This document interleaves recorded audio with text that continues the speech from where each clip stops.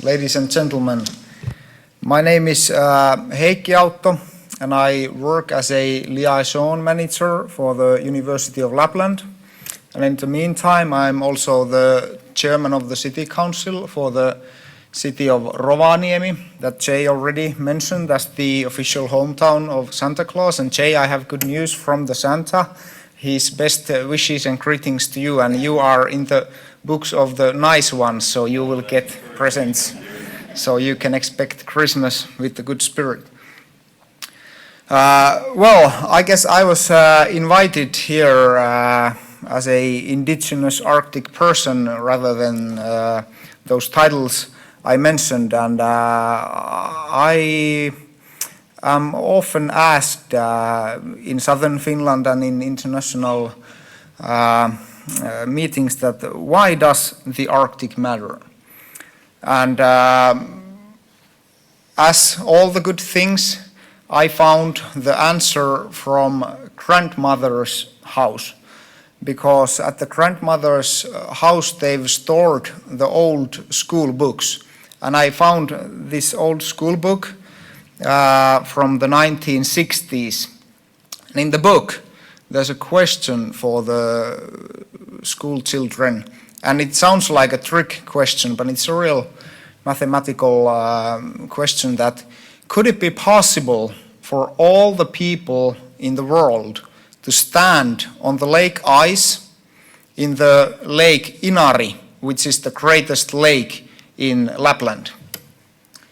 And the young child must have been thinking this really hard, that yes, it is a huge lake, Lake Inari. But there must be lots of people in the world. Could it really be possible that we could all fit to stand there on the lake ice?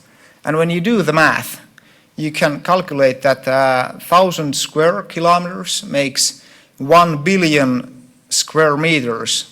And at that time, 1960, the United Nations estimated that there is 3 billion of us. So yes, we could have all fit on the Inari lake ice. But as we know that today the United Nations estimate that there is already more than 7 billion of us. Before the end of the next decade, there will be more than 8 billion of us. And by the year 2045, there will be more than 9 billion of us. So there soon will be more than 9 billion good reasons why the Arctic matters. Because here we have everything, and we have plenty of it, what is in great shortage in other places of the world. We have not only the clean air and the fresh water and free space, we have all the natural resources that have been mentioned here before. And that's why all that has been said already in this panel is in such a great importance.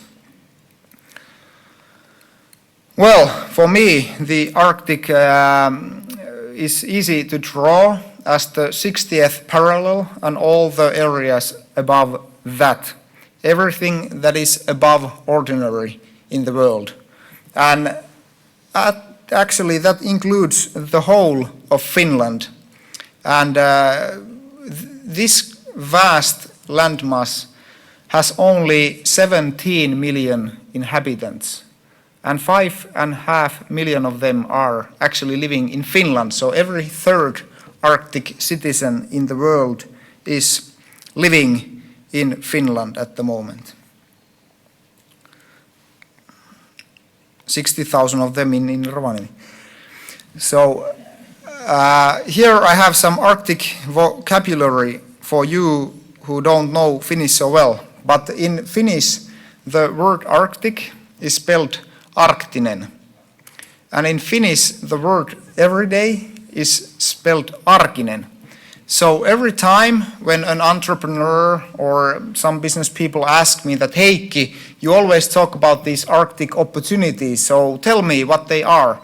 And I'll tell them that you just scratch off the letter T from the Arktinen, and it's Arkinen. It's our everyday business in Finland. What we do every day is our Arctic know-how, Arctic knowledge that is in great demand in all those investments we've heard in northern Sweden, northern Norway, but not only here in Scandinavia, but all over the world.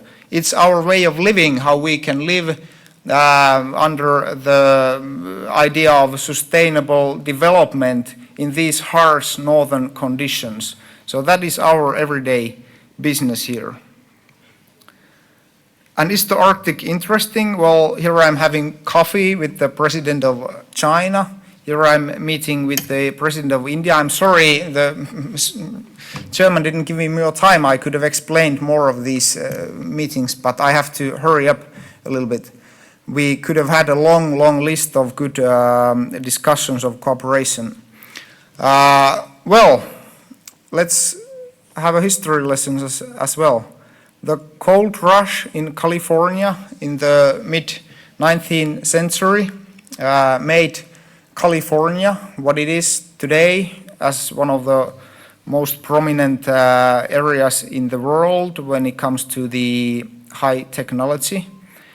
And the first millionaire wasn't the guy who actually found the gold, but it was the guy who started selling goods for those people who came to prospect the gold, who started selling shovels and wheelbarrows and panning gear. And now we are on the edge of the Arctic rush, as we know all these great opportunities we have here. And that's why it is so very important to remember that, again, the winner will be the one with the best ideas. And that's why I like to thank the Global Forum that we can discuss these issues, and thank you all that you've participated in this very important conference. Thank you very much.